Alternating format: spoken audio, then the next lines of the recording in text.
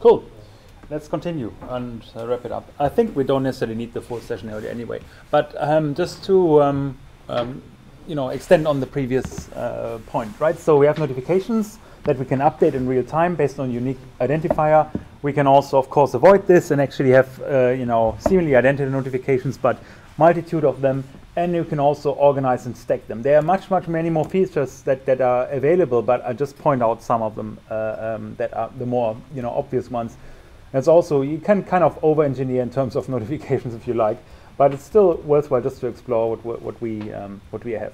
So if you want to group notifications, the key thing is that you need to have yet another unique identifier that is, of course, the group you want to group them by, right? So which is also basically just a, I think it's a string. Yeah, it's a string. So I specified it up there somewhere, group identifier, yeah, so your work email or whatever else. It doesn't really matter what it is as long as it's unique, and ideally use constants, right? So you guys are comfortable using constants in Java, right? So please do that. Stylistic is that much more sensitive, especially when it's about refactoring, and UIs, IDEs are much more easy to use with that. Anyway, so you set basically the group here. You need to ensure that the notifications stay unique. So all the individual notifications need to have a unique identifier, else they will just override each other. And finally, on top of that, you need to have built another notification on top of which is this thing here. And what it does is basically that this is kind of the summary notification in the widest sense that sits on top of the other notifications, so obscures them to some extent. How's that thing done? Well, it's relatively straightforward. So we have a notification builder again. We have some title. We have content text in this. That of course should be dynamic. For example, the number of active notifications. So if you have a reference to the notification manager, one thing is of course that you can access as well is the actual active notification. It's returned as an array of the notifications. Yeah, so you can actually access them potentially, right? So, but in this case, we're just getting the number of them because it's quite handy to have and can tell us how many notifications we're actually displaying right now, right? So nothing much. Again, small icons. I chose the rocket again, and then a pending intent. Hang on, what is the pending intent? I need to remind myself.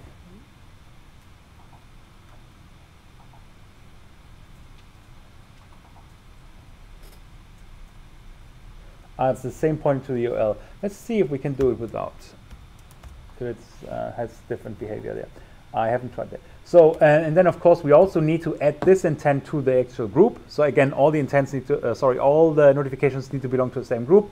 And we need to set a group summary. That's the kind of Boolean switch that indicates, okay, that's the group summary notification sitting on top of him. Of course, unique identifier, and it needs to be notified and shown by the notification manager. So that again, now with this modified version, let's see what's happening.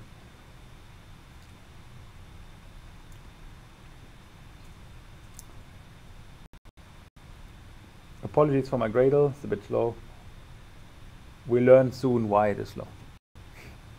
Make a session on that as well. So, let's try it again.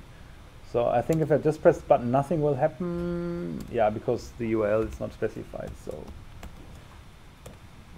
no choice but to enter something. So, all right.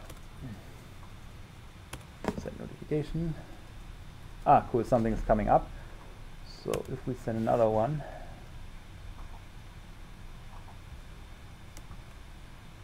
okay, that's showed individually. Let's send a third one.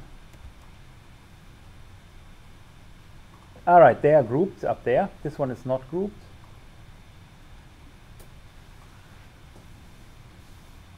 If I set another one, we probably have 3 grouped and 1 individual one. Oh no, no, it groups them all. Okay, cool. It has picked up the grouping. So we have, oh no, it didn't pick up the first one for whatever. Actually, there's, all right. Let's see if my intent makes all difference. Let me debug that here. So that's interesting. See if we can stop that.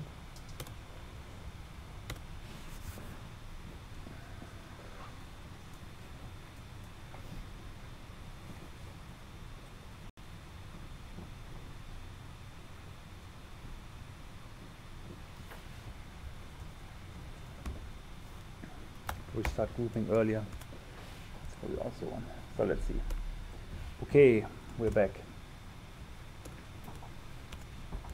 Title. HTTPS, because it's the only thing I'm checking for. And let's see what's happening. So we have the first notification. Come on.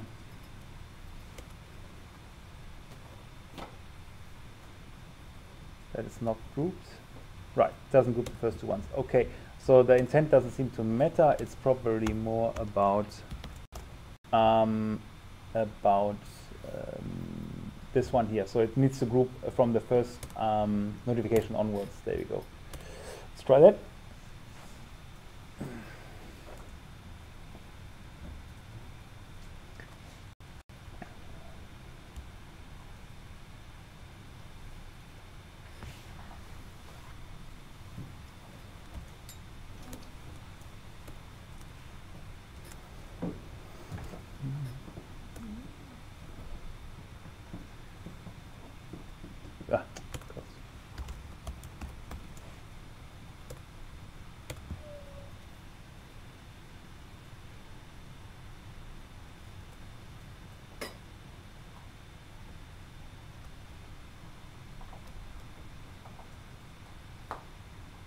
It doesn't group those ones anymore.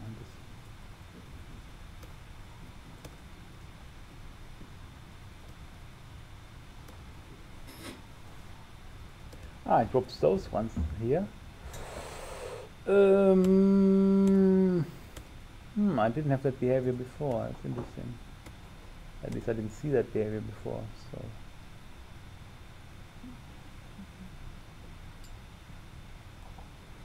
now we have 3. Some of them are multiple, some of them are not. That's not particularly helpful, is it?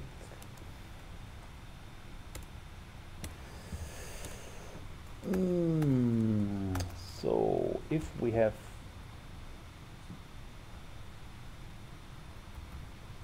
more than one notification, create a new notification with a new ID and the same group. Build this thing and notify.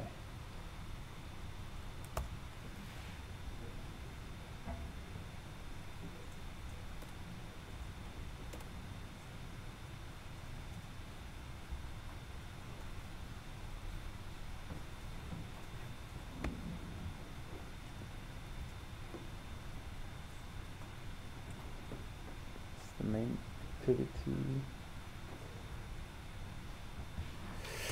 Too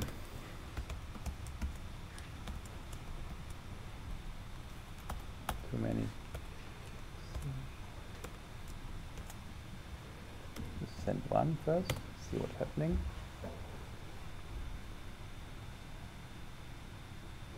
So that's the first one. Okay, second one.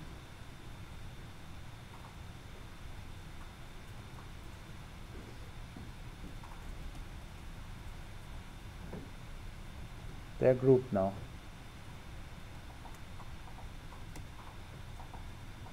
Three notifications. Okay. Right. So the only way I can explain or think about it right now is possibly a race condition, though. They are pressed too fast, because when I press slower, I don't have those issues. So if I were to cleverly externalize that into an asynchronous task, which probably is the right way to do, then you probably get around this kind of problem. But it fundamentally picks it up right now. That's subject to, use in application. So I have 2 now here. That's beautiful. Let's test that theory.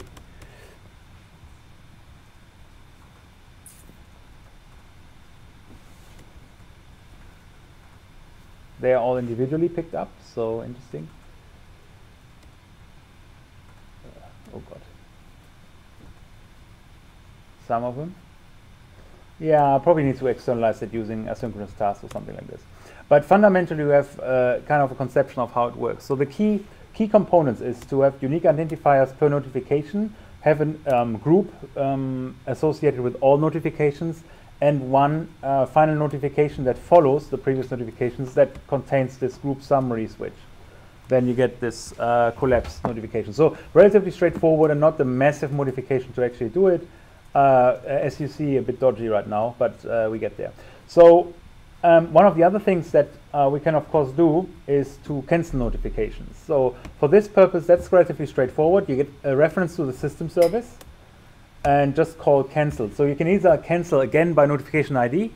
So this way we could just cancel them individually, or simply say cancel all. This would cancel all notifications that are currently in your status bar if that's necessary. So I think I linked this to the second OnClick listener for button cancel. Yep. So if I just press that, well, first I need to reproduce some dodgy notifications again. Let's see. And then I should be able to actually incrementally remove those. Yeah, so that works. So it basically counts down again to remove all the different notifications again, or simply do it for all. So that's quite relatively straightforward. And I think that's the main, one of the more main central functionalities that we have. What you can do on top of that is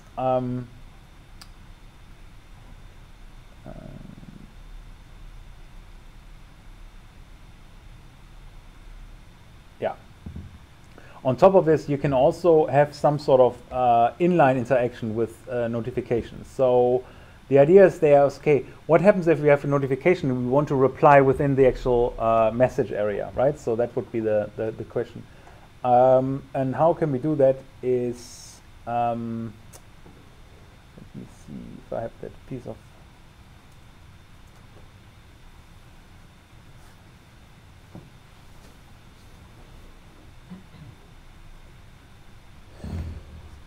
so that's here. So sending a reply notification. So it's slightly different there in that we're still building notifications. So we're specifying reply level for you know, the reply, and then in addition to the notification, we have a remote input that we specify, instantiate. So it has a particular key, so it can reference the field. Think about HTML forms where you have the key value relationship and a label associated with this, and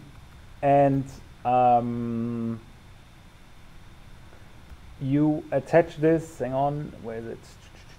The remote input.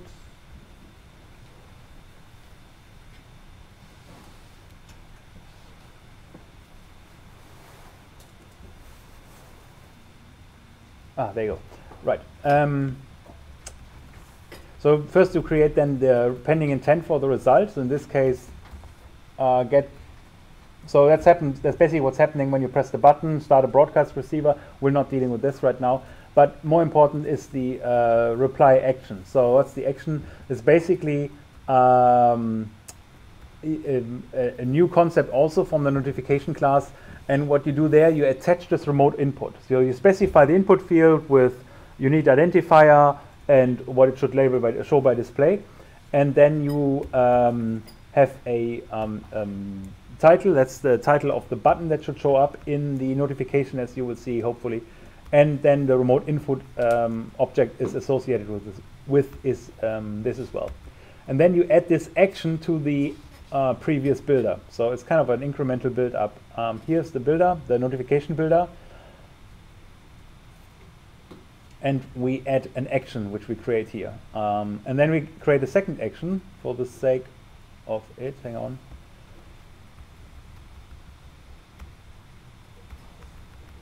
There's this one here, another intent, which is just for canceling. So you create a new intent that calls something, but basically the only purpose of this intent is to cancel the notification, right? So that's the idea there. And how you do that is the following. So you take a pending intent, and at the end, as a flag, you attach flag cancel current. This means it will cancel the current notification and not use it anymore. And then to builder again, you it's a slightly different syntax, but the same function. You attach this action as well. So you use a particular button. You call it dismiss, so that will be the action dismiss. And then the dismiss intent is appended as an action here as well. And finally, once that thing is done, we get a reference to the notification service and build the actual notification. So the process is fundamentally the same. The only difference is there that you have kind of nested actions associated with the notification that have functionality, and that's how it basically supposed to work. So let's see, how do we get this activated? Inline reply notification. Let's modify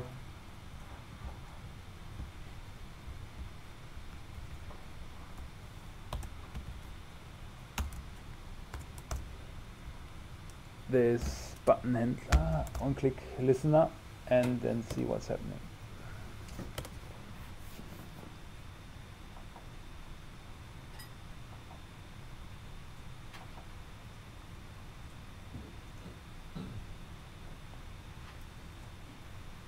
Okay.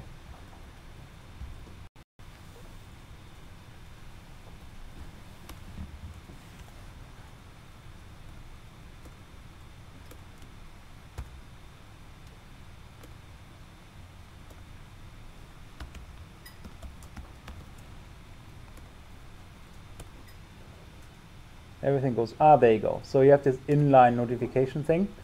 So if you pop that up, then we can dismiss it simply. So that would, in this case, I attached a target application with this. So basically it opens a new activity, an empty activity, but that could also be simply ignored. But in any case, yeah. And the other thing is to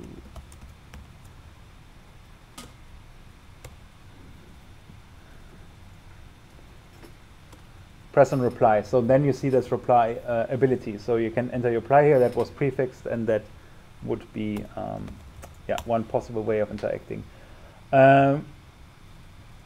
What this one particularly does, it actually sends the reply to a broadcast receiver, which we haven't talked about and implemented here at this stage. So nothing receives this reply at this stage right now.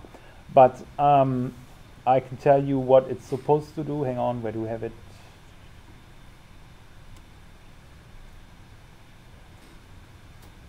Here.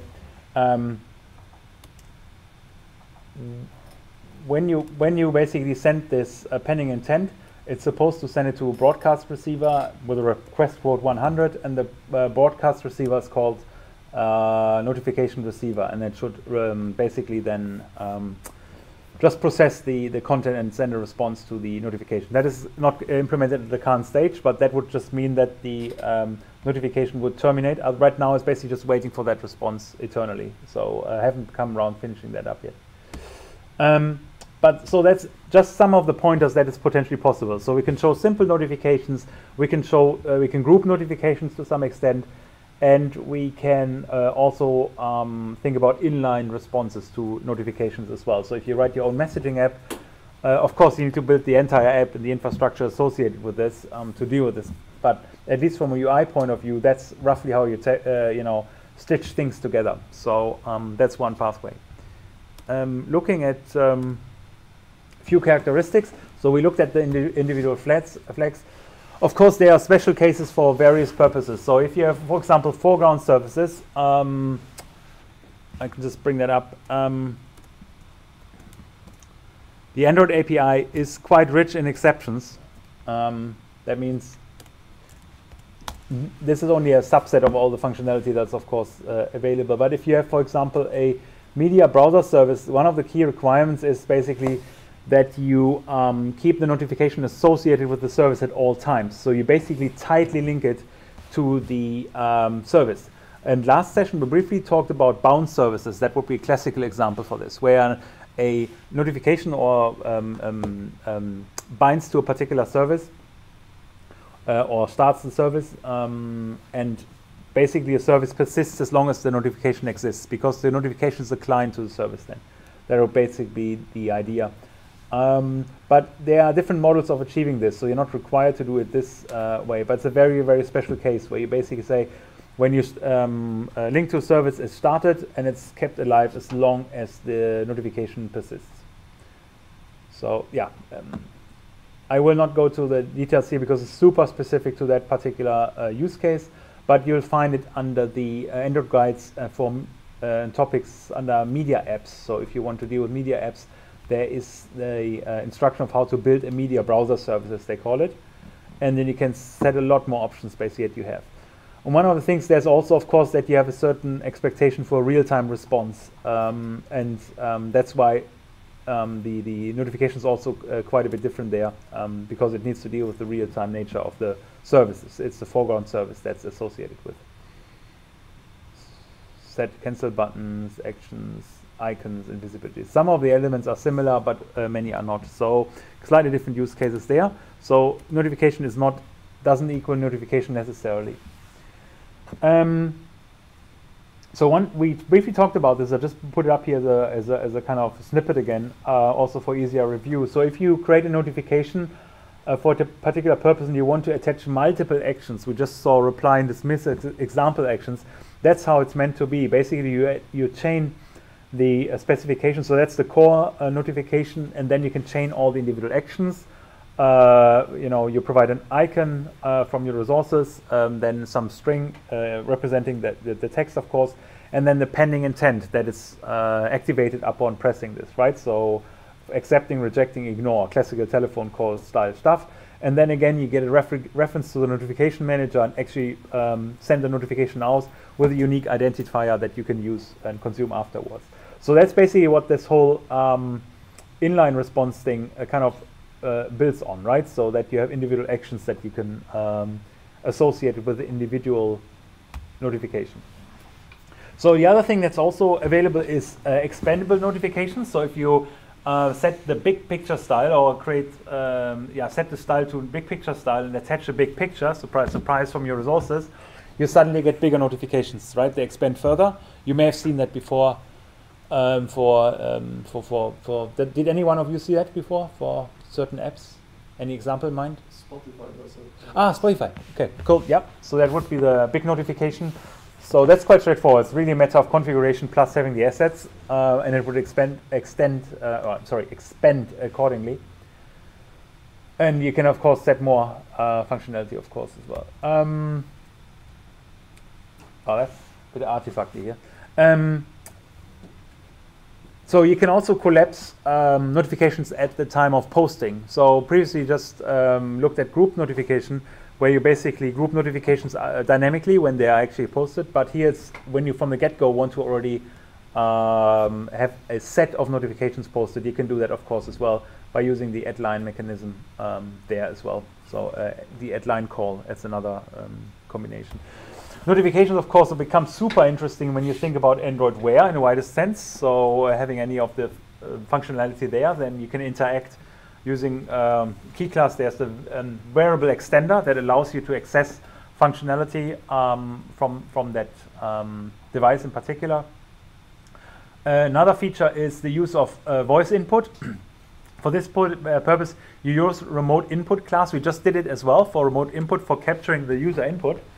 If you want to use voice input, you generally provide it with choices, right? Pre-set choices.